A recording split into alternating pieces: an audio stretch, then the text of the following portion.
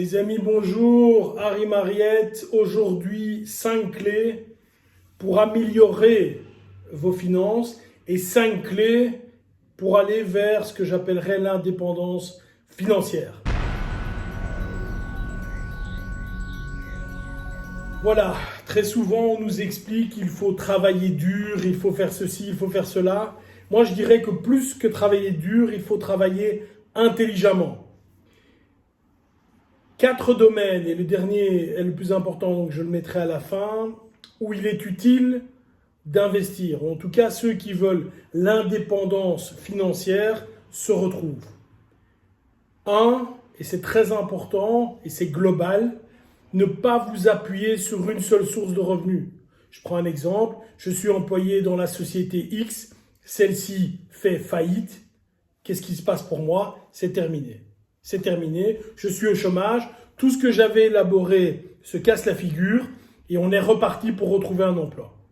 Donc encore une fois, je ne dis pas qu'il ne faut pas travailler, il faut évidemment travailler, mais il faut avoir d'autres sources de revenus. Alors, une piste peut être « j'ai 2 boulots », mais évidemment c'est éreintant. Alors, ce n'est pas moi qui ai fait cela et donc je reprends des idées, mais qui sont évidemment les bonnes idées. Les sources alternatives de revenus sont les suivantes. La première, c'est évidemment l'immobilier. Pourquoi? Parce que l'immobilier, lorsque vous avez un appartement, lorsque vous avez une maison et que celle-ci est louée, normalement, votre maison vous a coûté un certain prix et en réalité, c'est vos locataires qui vont participer au remboursement de ce prêt. Et après 5, 6, 7, 8, 9, 10 ans, vous allez même gagner de l'argent. Donc, non seulement votre bien, après 10, 15, 20 ans, va vous appartenir si vous avez fait un prêt hypothécaire, mais en plus de ça, on va vous aider. Donc, c'est quelqu'un qui va vous dire, tiens, je vais payer le gros de ton remboursement, moi, ton locataire. Donc, c'est génial. L'immobilier, c'est vraiment un des piliers de l'indépendance financière. Un second pilier de l'indépendance financière, c'est la bourse. Alors, bien sûr, si tu n'investis à aucun moment de ta vie, ça va être difficile pour toi de grandir.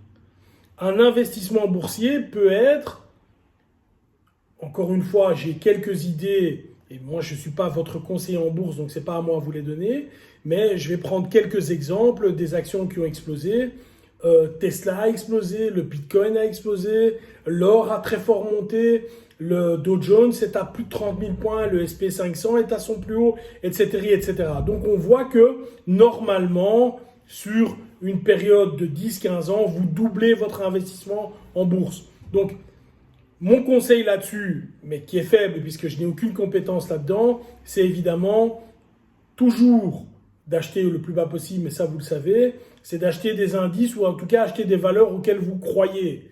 Si quelqu'un vous dit, tiens, j'ai une pépite que j'ai dégotée, vous n'y comprenez rien, vous n'y croyez pas, vous dites simplement, c'est un coup d'opportunité, je ne suis pas convaincu que ça va aller très loin en bourse. Je prends un autre exemple, si vous vous dites, tiens, moi j'investis dans Coca-Cola, je dis ça, j'aurais pu dire autre chose, parce que moi du Coca j'en bois tous les jours et je suis convaincu que c'est une valeur qui va prendre, et bien effectivement ça a plus de sens. Donc on parle de l'immobilier et de la bourse.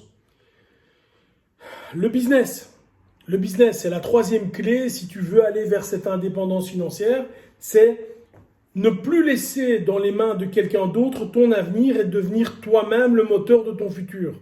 Moi j'ai choisi il y a maintenant plus de 10 ans d'être indépendant, d'être moi le responsable de ma réussite ou de mon échec.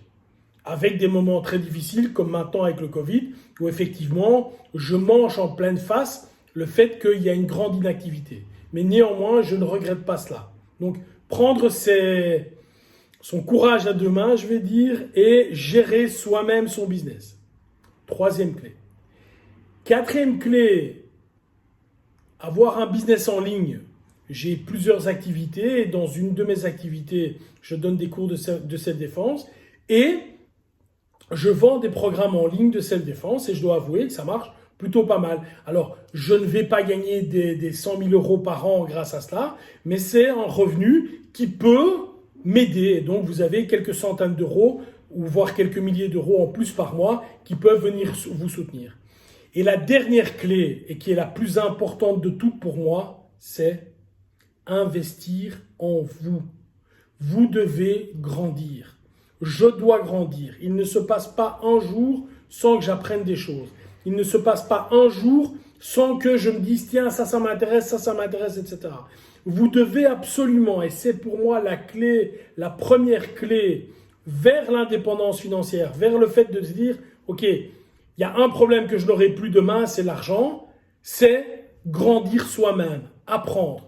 Lorsque j'étais directeur de vente, j'étais très surpris de voir que mes collaborateurs, s'ils étaient fous de kitesurf, avaient des bouquins et des revues qui en parlaient, mais connaissaient finalement très très peu leurs produits, connaissaient finalement très très peu les technologies qui s'affairaient autour du produit que nous vendions. Eh bien, grandir, apprendre, investir en soi, devenir aujourd'hui plus malin qu'hier, mais encore moins malin que demain, c'est fondamental. 5 clés pour que vos finances aillent mieux, les amis. Si tu le sais, investis dans l'immobilier, et j'expliquerai dans une autre vidéo comment on peut faire lorsqu'on est jeune. Investir en bourse, bien sûr. Et il ne faut pas mettre tout, tout votre argent, vous m'avez évidemment compris. Avoir un business, c'est-à-dire se lancer soi-même, c'est top. Avoir un business en ligne, mais surtout investir en soi. Si aujourd'hui tu es employé dans une boîte, et ok, il n'y a pas de problème avec ça. Si tu investis en toi, demain tu ne seras peut-être plus employé mais manager. Si tu es manager, demain tu seras directeur. Si tu es directeur, tu seras peut-être CEO ou general manager d'une filiale ou CEO, ou tu auras peut-être ton entreprise. C'est toi qui fais l'avenir et pas toi qui te laisse guider par l'avenir. Ça, c'est très important. Bye bye.